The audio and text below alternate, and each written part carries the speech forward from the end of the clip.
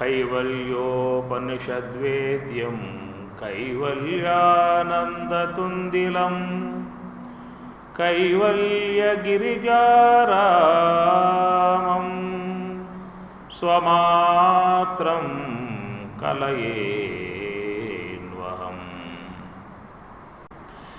कैवल्योपनिषद्वेद्यं कैवल्यानन्दतुन्दिलं।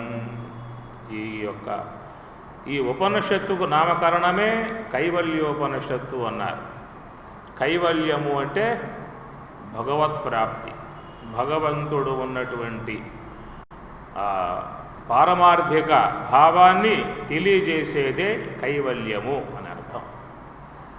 కలిగే మాకు నిదే కైవల్యం కలకాలం హరికథా శ్రవణం. కలిగే మాకు నిదే కైవల్యం అని అన్నమాచార్యుల వారు చక్కగా గానం చేశారు.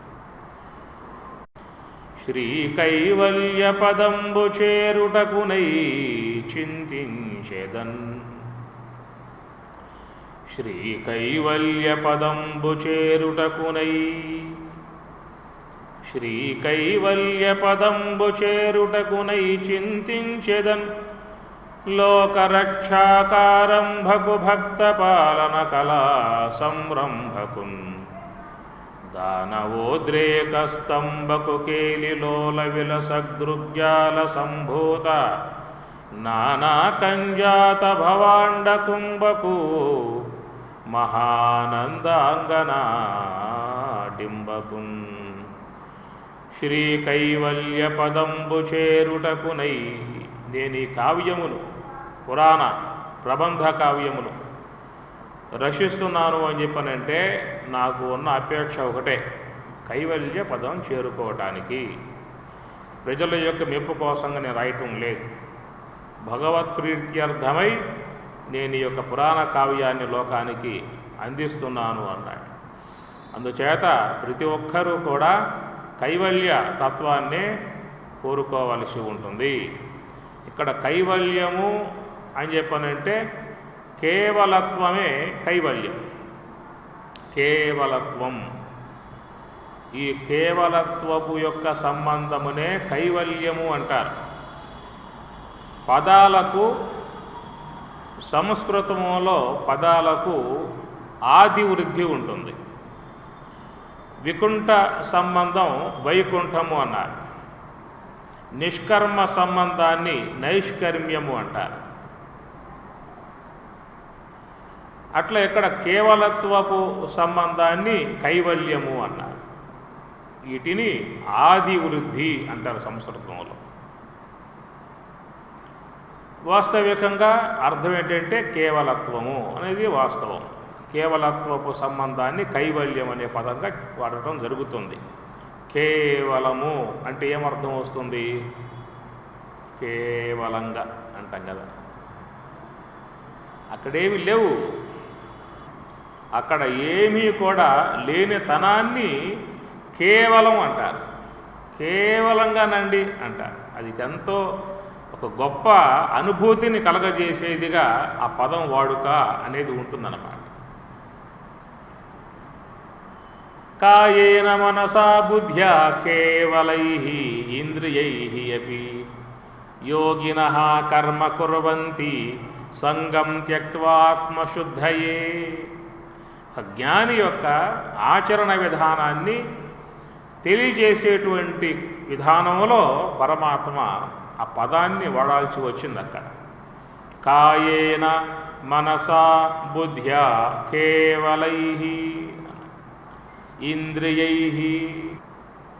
బ్రహ్మానుభవాన్ని పొంది ఉన్నటువంటి ఆ జ్ఞాని యొక్క శరీరాదులు ఎట్లా ఉన్నాయి అంటే అవి వ్యవహారయోగ్యంగా ఉన్నాయి అంతే. ఆ వ్యవహార విధానము ఆయన కల్పించుకున్నది కాదు. ఆ వ్యవహార విధానము ప్రకృతి ద్వారా ఇంద్రియాదుల యందు ఆపాదింపబడింది కాబట్టి ప్రకృతి యొక్క నియమాన్ని ఇంద్రియాలు, దేహాదులు వ్యవహరిస్తూ ఉన్నాయి అంతే. తానేదో కర్తృత్వాన్ని వహించి ఏదో ప్రయోజనాన్ని అపేక్షించి దేహేంద్రియముల యందు ఆయన తగులుకుని వ్యవహరిస్తున్న విధానం కాదు. కాయేన మనసా బుద్ధ్యా కేవలై ఇంద్రియై అపి యోగినః కర్మ కుర్వంతి సంగం త్యక్త్వా ఆత్మశుద్ధయే. సంగం త్యక్త్వా ఆయన ఎట్లా ఉంటాడు అంటే, ఈ ప్రారబ్ధం ఉన్నది కాబట్టి ఈ దేహంలో ఉన్నాడు, ఆయనకు ఉండే అవసరమే లేదు. ఏది దేహేంద్రియాలతో సంబంధం పడి లోకంలో పోయి ఈ లోకంలో ఉన్నటువంటి ఏవో భోగించాలి అన్న అపేక్షలు వాడికేమీ లేవు. ఎందుకని చెప్పనంటే పుష్కలంగా ఆయనకు ఆత్మ ద్వారా బ్రహ్మము ద్వారా లభించేటువంటి ఒక స్థితి అంతకు ఉన్నది. అక్కడ పుష్కలంగా ఉన్నవాడికి బయటికి పోతాడా?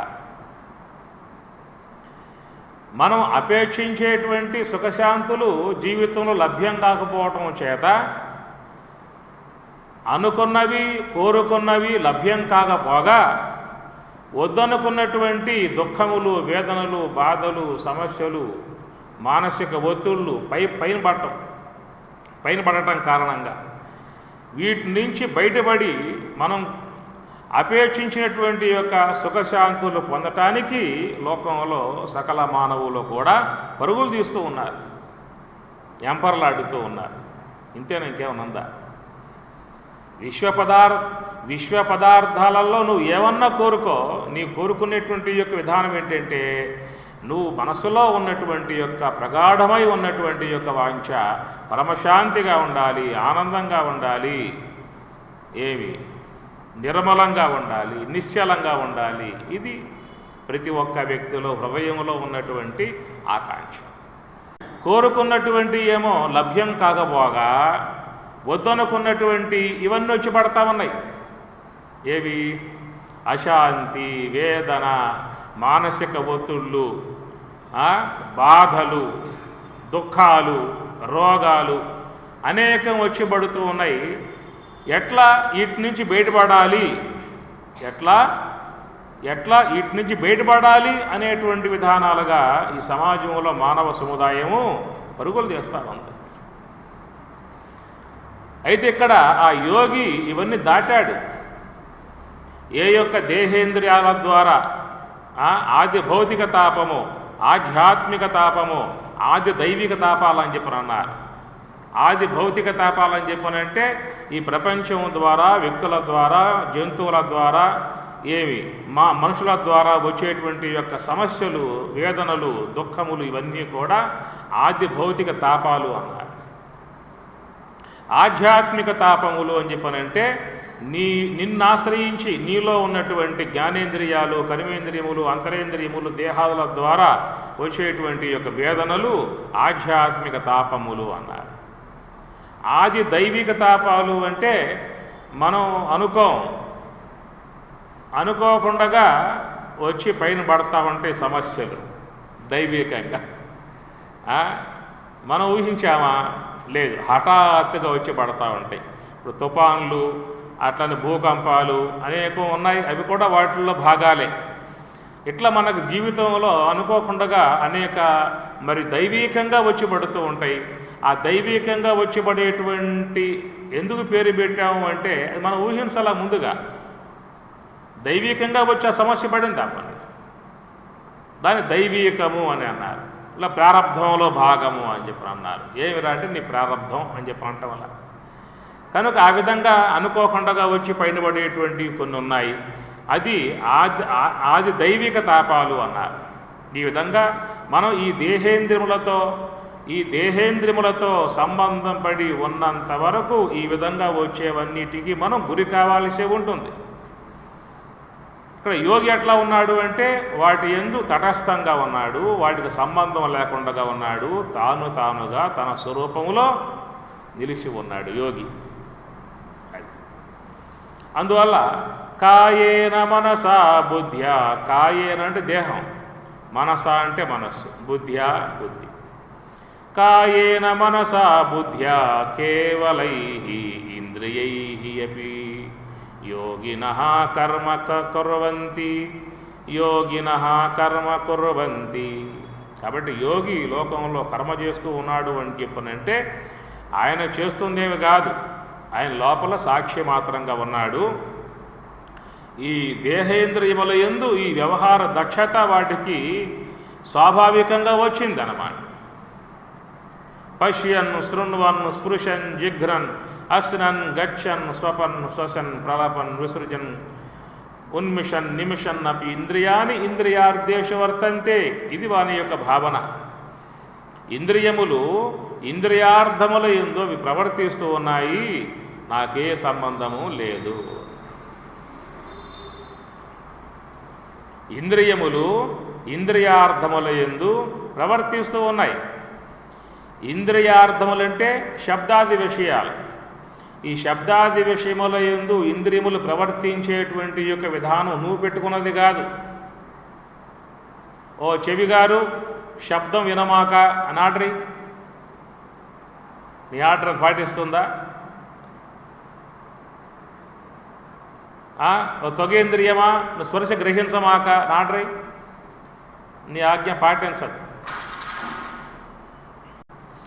అట్లా మన శరీరములో ఉన్నటువంటివి అన్నీ కూడా ప్రకృతి యొక్క నియామకాన్నే పాటిస్తాయి. లంగ్స్ పనిచేస్తుంది, లంగ్స్, హార్టు, కిడ్నీసు, బ్రెయిను, అన్నవాహిక, లివరు ఇవన్నీ ఉన్నాయిగా, ఇవన్నీ పనిచేస్తూ ఉన్నాయిగా.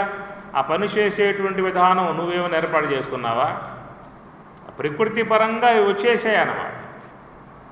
అట్లా ఈ స్థూల దేహానికి సంబంధించినటువంటి యొక్క అవయవాలు కానీ, సూక్ష్మ దేహానికి సంబంధించి ఉన్న ఇంద్రియాలు కానీ, స్థూల దేహము యొక్క సంబంధమై ఉన్నటువంటివి అవయవాలు, సూక్ష్మ దేహము యొక్క సంబంధమై ఉన్నటువంటివి ఇంద్రియాలు, ఇవన్నీ కూడా ప్రకృతి పరంగా వాటిలో ఆ యొక్క స్వాభావిక క్రియ ఏర్పడిందన్నమాట. కాబట్టి నువ్వు వద్దు అన్నా అవేం ఆగవు. ఓ దేహం గారు, నువ్వు యవనంలోకి వచ్చావు, అడుగు పెట్టావు, ఇదైతే బాగానే ఉన్నది. వృద్ధాప్యం అంటే ఇబ్బందితో కూడుకున్న వ్యవహారం కాబట్టి నువ్వు దాంట్లో పోమాక అని చెప్పానండి. నీ మాట వింటుందా? ఇంటే ఈ స్థాయికి వస్తారా? ఈ స్థాయికి వచ్చేవాళ్ళమా? అందుచేత ఈ యొక్క దేహంలో బాల్యం పోయి యవ్వనం, యవ్వనం పోయి వృద్ధాప్యం, వృద్ధాప్యం తర్వాత మృత్యు, ఇవన్నీ ఒక నియామకం. ప్రకృతి పరంగా ఉన్నటువంటి యొక్క నియామకాన్ని పాటిస్తాయే కానీ నేను దేహము, ఈ దేహం నా కర్మ వల్ల వచ్చింది, నేను గత జన్మల్లో చేసుకున్న కర్మ ప్రకారంగా నాకు ఈ దేహం వచ్చింది కాబట్టి ఈ దేహం నా మాట వినాలి అని అంటే ఏంటుందా? ఒక అభిమాన ఆశ్రయంగా నేను దేహం అని చెప్పి అనుకుంటూ ఉన్నావు, దాన్ని అభిమాన ఆశ్రయము అన్నారు. అది ఇప్పుడు ధనం ఉన్నది, ఈ ధనానికి ముఖ్య ఆశ్రయం ఎనబీరువ. ఎనబీరువలో ధనం ఉంటుంది, ముఖ్య ఆశ్రయం ఎనభ బీరువ. నేను ధనవంతుణ్ణి అనుకోవటం అభిమానాశ్రయం. ధనానికి ముఖ్య ఆశ్రయం ఏమిటి? ఎనభ బీరువ. నేను ధనవంతుణ్ణి అనుకోవటం అభిమాన ఆశ్రయం అన్నమాట.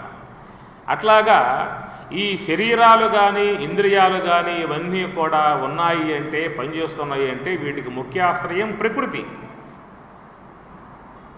అందుచేత మనం అభిమానాశ్రయంతో నేను బ్రాహ్మణుణ్ణి, క్షత్రియుణ్ణి, వైశ్యుణ్ణి, శూద్రుణ్ణి, బ్రహ్మచారిణి, గృహస్థుణ్ణి, వానప్రస్థుణ్ణి, సన్యాసిని, స్త్రీని, పురుషుణ్ణి, ధనవంతుణ్ణి, గొప్పవాడిని ఇవన్నీ కూడా ఈ దేహం యొక్క విధానాలలో అభిమాన ఆశ్రయంతో చెప్పుకుంటున్నావే కానీ ఈ దేహం అనేది నువ్వు కాదు, ఈ దేహం నువ్వు రమ్మంటే వచ్చింది కాదు, అది నీ మాట వినేది కూడా కాదు. ఈ శరీరమైనా, లోనున్న అవయవాలైనా, సూక్ష్మ దేహంలో ఇంద్రియాలైనప్పటికీ కూడా అవన్నీ ప్రకృతి పెట్టిన నియామకాలే అవి పనిచేస్తాయే తప్ప నీ నియామకాలు నీ శరీరంలో ఏ అవయవము పనిచేయదు, ఏ ఇంద్రియము పనిచేయదు. కనుక ఆ ఇంద్రియముల యందు ఆధిపత్యం రావాలంటే అది దాని బ్రహ్మజ్ఞానము అన్నారు. నువ్వు బ్రహ్మజ్ఞానివై ఉన్నట్లయితే నిన్ను ఆ ఇంద్రియాలు ఇబ్బంది పెట్టే పరిస్థితి వాటి దగ్గర ఉండదేక.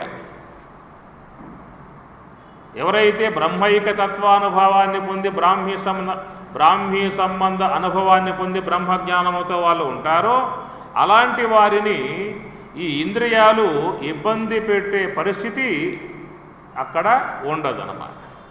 మనకెందువల్ల ఇంద్రియాల ద్వారా ఇబ్బంది పడే పరిస్థితి ఏర్పడుతుంది అని చెప్పనంటే మనం దాంట్లో అభిమానాశ్రయంతో కూరుకుపోయాం.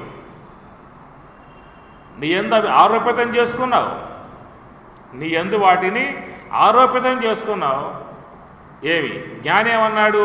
నేత్రేంద్రియం చూస్తూ ఉంది, అది దాని ధర్మం. శ్రోత్రేంద్రియం వింటా ఉంది, అది దాని ధర్మం.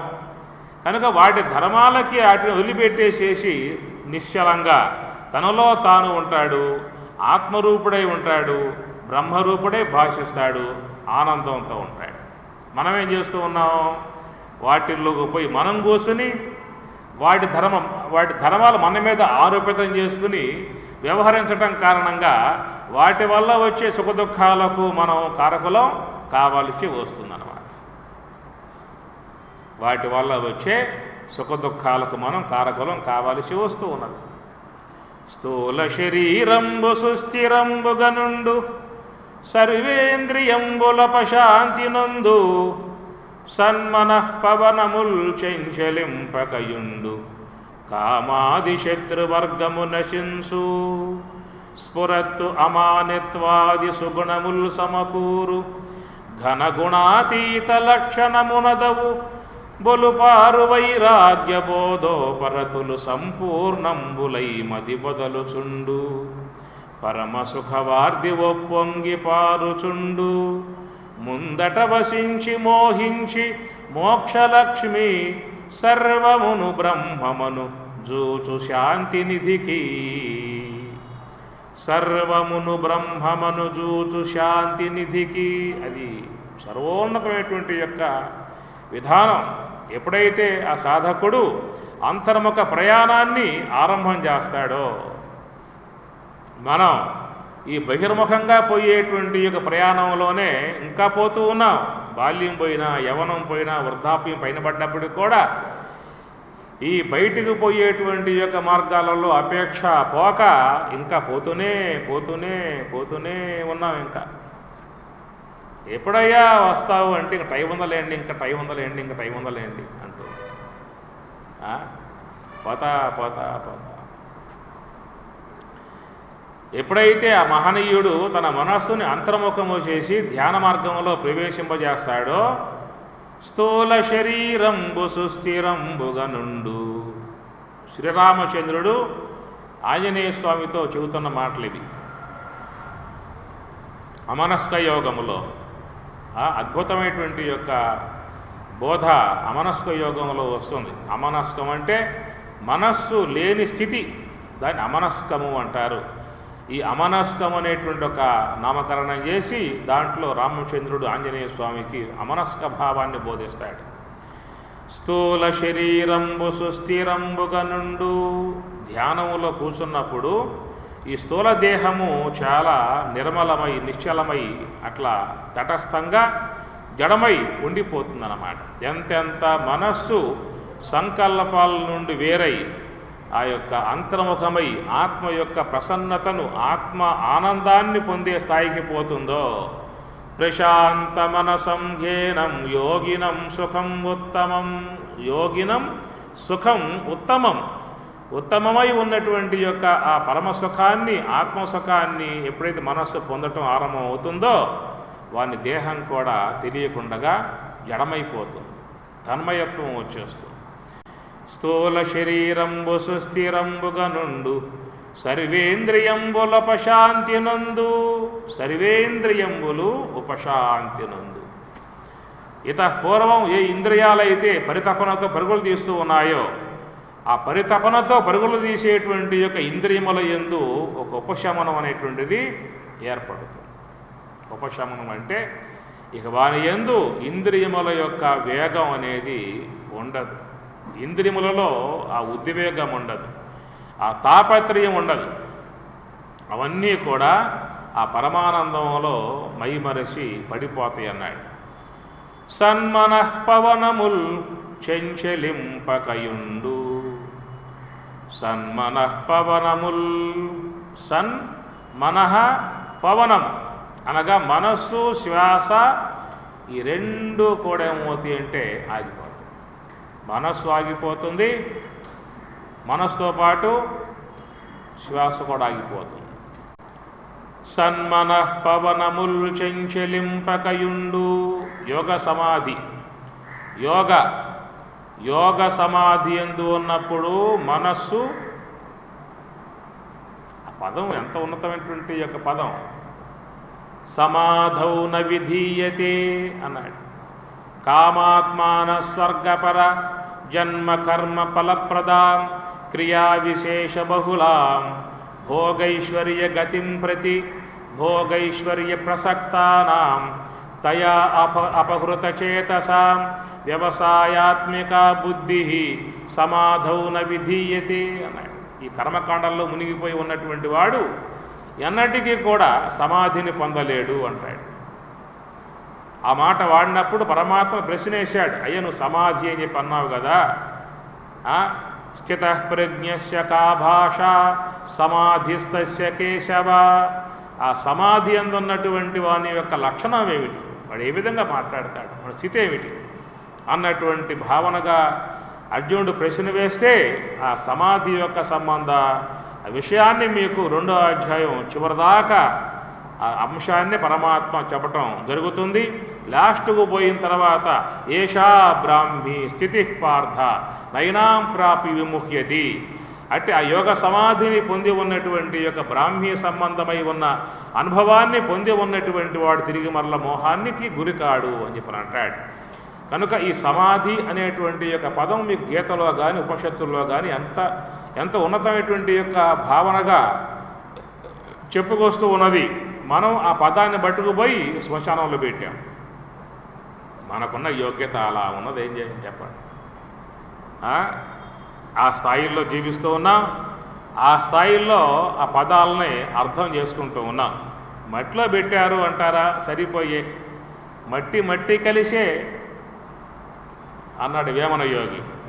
మట్టిలో కలిసిపోయింది అంతవరకే, అంతేగాని ఈ పదాలు అక్కడ వాడమాకండి. అందుచేత సన్మనః పవనముల్ చెంచలింపకయుండు. ఆ ధ్యానములో నివృత్తి మార్గంలో పయనించినప్పుడు ఆ సాధకుని యొక్క స్థితి, యోగము యొక్క స్థితి ఎట్లా ఉంటుంది అన్నటువంటి యొక్క వాళ్లకు కొలతమానబద్ద ఇది. అలాంటి నేను ధ్యానంలో ఉన్నాను అని చెప్పి అంటారు కదా, ధ్యానంలో ఏవో కలిగి అని చెప్పి అంటూ ఉంటారు. అవన్నీ అవసరంలా. ఈ కొలతబద్ధ పరమాత్మ శ్రీరాముడు బోధించేటువంటి ఈ విషయాన్ని మనం అవగాహన చేసుకున్నట్లయితే మనం ఆ స్థితిలో ఉన్నామా లేదా అని చూసుకుంటే చాలు, మనం ఎక్కడున్నామో మనకు అర్థమైపోతూ ఉంటుంది. సన్మనః పవనముల్ చెంచలింపకయుండు. మనస్సు ఎంతెంత ఆగిపోతూ ఉంటుందో శ్వాస కూడా ఆగుతుంది. ఈ మనస్సు శ్వాస రెండు పూర్తిగా ఆగిపోయినటువంటి యొక్క ఆ స్థితి యోగ సమాధికి సంబంధించి ఉన్నటువంటి అనుభవం అదనమాట. ఈ మనస్సు అనేది ఆగటం మనకు లేదా అంటే మనకున్నది. సుషుప్తి అవస్థ అని చెప్పనంటే మనస్సు ఆగటమేగా. అయితే మాకు ఈ శ్వాస ఆగటం అనేది ఉండదా అన్నట్లయితే మనకు కూడా శ్వాస ఆగటం ఉంటుంది. ఆగదా శ్వాస? ఎట్లా ఆడుతూ ఉంటుందా? ఎంతమందికి ఆగల ఇంతవరకు? ఎంతమందికి ఆగలా? ఆగిందా అంటే పోవటమేక. కాబట్టి శ్వాస ఆగకపోవటం అంటూ ఉండదు, శ్వాస ఆగుతుంది. ఎప్పుడు? ప్రారబ్ధం అయిపోయిన పూట. ప్రారబ్ధం అయిపోయిందా అంటే శ్వాస చప్పగా ఆగి కూర్చుంటుందా. అందుచేత ఈ మనస్సు అనేది ఆగటం మనకి ఉన్నది సుషుప్త అవస్థకు సంబంధించి. ఈ శ్వాస అనేది ఆగటం ఉన్నది మరణావస్థకు సంబంధించి. కానీ మహాత్ముల విషయం చెప్పినట్లయితే సన్మనః పవనముల్ చెంచలింపకయుండు. మనస్సు శ్వాస రెండు పూర్తిగా ఆగిపోయి ఉన్నటువంటి దానిని యోగ సమాధి అన్నాడు. దేనికి దానికై ఆగాయా అంటే అది సుషుప్త అవస్థ అన్న అయి ఉంటుంది, మరణావస్థ అన్న అయి ఉంటుంది. ఈ రెండూ కలిసి ఆగటం అనేది మాత్రం మనకు సంభవింపదు. ఈ రెండూ కలిసి ఆగటం అనేది మనకు సంభవించదు. ఎందువల్ల అంటే మనం వ్యవహారంలో ఉన్నాం, ప్రవృత్తి మార్గంలో ఉన్నాం. మనం నివృత్తి మార్గంలో ఉంటే మనకు ఆ విషయం అర్థమవుతుంది. ఈ రెండు ఆగే అంశం అనేది నివృత్తి మార్గంలో ఉన్న వాళ్లకు సంబంధించిన అంశమే కానీ అది నీకు సంబంధించి ఉన్న అంశము కాదు. ఏమంటే ధ్యానంలో శ్వాస ఆగుతుందా అనే డౌట్ ఏర్పడుతూ ఉంటుంది. అసలు నువ్వు ధ్యానం చేస్తేక ఆగుతుందో ఆగదో చెప్పడానికి. నేను ధ్యానం చేస్తానండి, కూర్చుంటాను, ఉదయం అరగంట కూర్చుంటాను. అరగంట కూర్చున్నావు, ఏం చేసావు అరగంట సేపు నువ్వు? దాంట్లో 29 నిమిషాలు ఆలోచన లేక ధ్యానం చేశానని చెప్పి నువ్వు కూర్చున్నా కూడా ఆ అరగంటలో నువ్వు చేసిన ధ్యానమేనా? ధ్యాయతో విషయాన్ పుంసః, నువ్వు చేసిన ధ్యానం అది. కనుక నీ మనస్సు నీకు వశమైందో చూసుకో ముందు. ఎప్పుడైతే మనసు అనేది వశమైందో పరమాత్మ చెప్పినట్లుగా ప్రశాంత మనసం ఏనం యోగినం సుఖం ఉత్తమం ఉపయితి శాంతరజసం అంటాడు అక్కడ. ఉపయితి శాంతరజసం, ఉపయేతి శాంతరజసం. నీ మనస్సులో ఉన్న ఈ రజోగుణ సంబంధ సంస్కారములు శాంతించగలిగితే అంటాడు అక్కడ. ఆ మనస్సులో ఉన్న రజోగుణ సంబంధ సంస్కారములు ఉన్నంత వరకు నీ మనస్సుని శాంతిగా ఉంచవు, కదిలిస్తూ ఉంటాయి మనస్సుని. రజోగుణ స్వభావమే అది కదా. రజః కర్మణి భారత, రజో రాగాత్మికం విద్ధి తృష్ణ సంగ సముద్భవం తన్నిబధ్నాతి కౌంతేయ కర్మ సంగేన దేహినం. ఈ రజోగుణము స్థిరముగా ఉండేది కాదు. ఈ రజోగుణం కదలికల కలిగి ఉండేటువంటి స్వభావం కలదు. కదలికల కలిగి ఉండే స్వభావం కలదు రజోగుణం. అందువల్ల ఈ రజోగుణం కలిగి ఉన్నటువంటి ఇంద్రియాలని కర్మ ఇంద్రియాలు అన్నారు. ఎందుకన్నావు? కర్మ ఎందుకు వచ్చింది? రజోగుణం వల్ల. ఇవి జ్ఞాన ఇంద్రియాలని చెప్పి అన్నాం. ఎందుకన్నాం? సాత్వికం ఉంది కాబట్టి జ్ఞాన ఇంద్రియాలని చెప్పి అన్నాం. అందుకే పరమాత్మ గీతలో శ్లోకంలో ఉపైతి శాంత రజసం, నీ మనస్సులో ఉన్నటువంటి యొక్క రజో సంబంధ సంస్కారములు శాంతించగలిగితే అప్పుడు ప్రశాంత మనసం. లేకుంటే వచ్చే ప్రసక్తి లేదు. నువ్వు కొట్టుకురావాల్సిందే తప్ప అది నీకు ఆ స్థితి అనేది రాదు. రజోగుణం ఉన్నంత వరకు అది ఏం చేస్తుందంటే కదిలిస్తూనే ఉంటుందన్నమాట. కాబట్టి అది ఒకనొక పరమస్థితి. దాని మీద మనకు విశ్వాసం పెట్టుకుని ముందుకు పోవాల్సింది. సందేహిస్తే మనం ముందుకు పోయేదే ఉండదు. సన్మనః పవనముల్ చెంచెలింపకయుండు కామాది శత్రువర్గము నశింసు అన్నాడు. కామాది శత్రువర్గము నశింసు. కామ క్రోధ లోభ మోహ మదమాచర్యాది గుణాలన్నీ కూడా ఆ మనస్సులో సూక్ష్మదేహంలో ఉన్నాయి. ఆ సూక్ష్మదేహం జ్ఞానాగ్ని ద్వారా దగ్ధం చేయబడ్డప్పుడు దాంట్లో ఉన్న గుణాలు కూడా కాలిపోయి కామాది శత్రువర్గము నశింసు ఘన గుణాతీత లక్షణమునదవు. గుణాతీత లక్షణం అనగా మన శరీరములో ఉన్నటువంటి సాత్విక రాజసిక తామసిక 3 గుణాలకు మనం లోబడి ఉన్నాం. 3 గుణాలకు లోబడి ఉన్నటువంటి వాడు జీవుడు. ఈ గుణములు దాటి ఉన్నటువంటి అతడు దేవుడు. గుణాతీతుడు దేవుడు అన్నారు. ఘన గుణాతీత లక్షణమునదవు బొలుపారు వైరాగ్య బోధోపరతులు సంపూర్ణంబులై మది బదలుచుండు.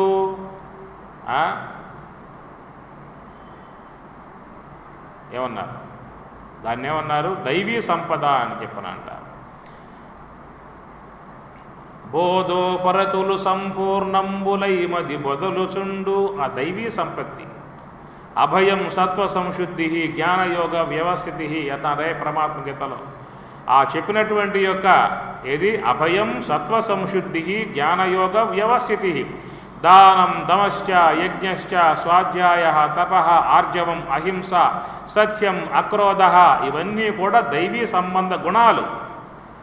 ఎప్పుడైతే నువ్వు బ్రహ్మమును ఆశ్రయిస్తావో ఆ బ్రహ్మము యొక్క ఆశ్రయం ద్వారా అవస్థాయే కానీ ఈ వ్యవహారాన్ని ఆశ్రయించి ఉన్నప్పుడు అవి రావు. ఆశ్రయ సంపత్తే మనలో వ్యవహారం చేసేయిగా ఉంటాయన్నమాట. పరమ సుఖవార్ది ఒప్పొంగి పారుచుండు. పరమ సుఖవార్ది చక్కగా ఆ బ్రహ్మానందంతో అక్కడ ఆయన ఉంటాడు. ముందట వసించి మోహించి మోక్షలక్ష్మి. ఆ మోక్షం అనేది అతనికి సన్నిహితంగా ఉంటుంది. సర్వమును బ్రహ్మమును జూచు శాంతినిధికి. సమస్తము కూడా బ్రహ్మమే అనేటువంటి ఒక భావన పొందినప్పుడు ఆయన ఎట్లా ఉంటాడు అని చెప్పనంటే కేవలై ఇంద్రియై అపి. అతడు ఆ కేవలత్వం అనేటువంటి పదం అక్కడ అన్వయిస్తుందే కానీ నేను కేవలంగా ఉన్నాను అని చెప్పనంటే ఇది కేవలంగా ఇది వ్యవహారం కోసం మనం వాడుకుంటున్నామే కానీ ఈ పదం మనకు సంబంధించింది. మనం ఏదో కాస్త గమ్మున ఉంటే, మనం ఏదో కొంచెం బుద్ధిమంతులంగా ఉంటే కేవలంగా ఉన్నాడు అనే పదంగా వాడుకోవడం అనేది నువ్వు వ్యవహారానికి అనుగుణ్యంగా వాడుకుంటున్నావే కానీ ఇది ఉపనిషత్తుల యొక్క పదం, ఉపనిషత్ సంబంధ పదం ఇది. అందుచేత ఈ ఉపనిషత్తుకి ఈ మహర్షి కైవల్యోపనిషత్తు అనేటువంటి ఒక నామకరణం చేశాడు. కైవల్యము అని చెప్పనంటే కేవలత్వమే కైవల్యము. శ్రీ కైవల్య పదంబు చేరుటకునై చింతించెదన్. అది మహాత్ముల యొక్క చింతన, ఆ కైవల్యమును పొందటానికై ఉన్నటువంటి ప్రయత్నము. కాబట్టి కైవల్యము అనేటువంటి పదానికి ఏమిటయ్యా అర్థము అంటే కేవలత్వంగా ఉండటమే కైవల్యము. ఈ కేవలత్వము అని చెప్పనంటే యోగ సమాధిలో ఉన్నటువంటి వాడు మాత్రమే కేవలత్వము. ఏ యొక్క ఇంద్రియములతో సంబంధం లేకుండగా, ఇంద్రియ స్పర్శే లేకుండగా, విషయ స్పర్శే లేకుండగా, వాసనలు లేకుండగా, అజ్ఞానము లేకుండగా, ఇంద్రియములు లేకుండగా, ఎలాంటి యొక్క తామసిక రాజసిక సంస్కారాలు లేకుండగా మొత్తం కూడా లయింపబడి బ్రహ్మమే తానై ఉన్నటువంటి యొక్క ఆ స్థితిని కైవల్యము అని చెప్పనంట.